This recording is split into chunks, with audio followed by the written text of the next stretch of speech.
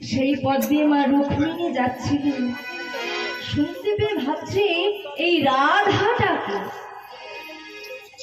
এই যে চিৎকার করে রাধে রাধে বলছে, তাই রাধাটাকে না কাকে জিজ্ঞাসা করা যায়?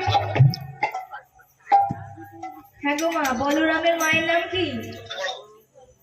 বলরামের মায়ের নাম কি? রোহিণী মাতা, তাই তো? বলছে তাহলে রোহিণী মাতাকে জিজ্ঞাসা করে দেখি। পরের দিন প্রভাতকালে জিজ্ঞাসা করছে যখন, অনাদি গোবিন্দ বলরামকে নিয়ে গোচারণে গেছে। জিজ্ঞাসা করছে যে আচ্ছা মা, এই রাধাটাকে বলো তো।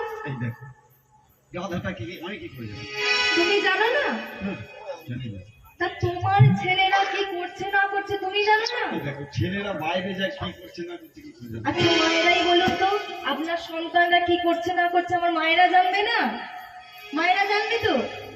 তখন রুক্মিণী বলছে না মা, তুমি জানো আমাকে বলছো না। বলছে দেখো বাবু, আমি জানি না বলছে ছেলেরা কি করছে না করছে। এখানেই সমস্যা। আর সেই পথ দিয়েই মা বলরামের বোনের নাম কি গো?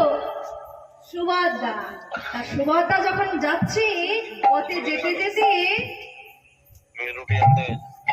শুনতে পেয়েছে,